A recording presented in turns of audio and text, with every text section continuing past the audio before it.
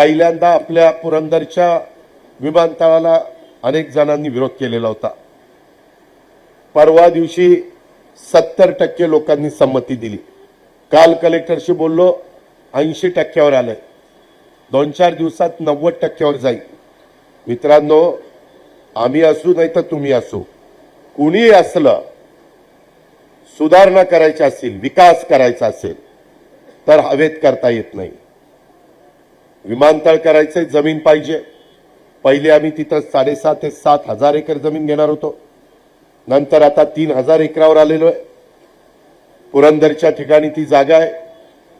देशातलं, महाराष्ट्रातलं नाही, देशातलं नंबर 2चं विमानतळ, 2 धावपट्ट्या, एवढंच चांगला प्लॅन केलाय मित्रांनो, काय तुम्हाला मी सांगू। पण जमीन काही शेतकऱ्यांची गेली।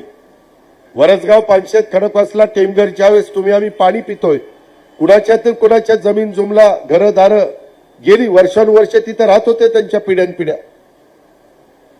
एवढं मोठं उजनी समुद्रासारखं दिसतं, अनेक लोकांच्या जमिनी गेल्या। आता रिंग रोड आम्ही मोबदला दिलाय, 4 पट दिलेला आहे। आता रस्ते विकास महामंडळाच्या नंतर आम्ही पीएमआरडीचा पण त्या ठिकाणी रिंग रोड करणार आहे। आम्हाला कोणाला नाराज करायचं नाही, पण आमचा नाईलाज आहे। आम्ही मेट्रो वाढवतोय, आम्ही तिकडे चाकणपर्यंत घेऊन चाललोय, इकडे वाघोलीपर्यंत घेऊन चाललोय, आणि इकडची मेट्रो आपण अशीच पुढे नेत नेत इकडून आमचा प्रयत्न आहे एअरपोर्ट पर्यंत आम्ही मेट्रो नेणार। एअरपोर्टला 5 वर्ष लागतात, परंतु आमचा प्रयत्न आहे 3 वर्षामध्ये ते करायचं।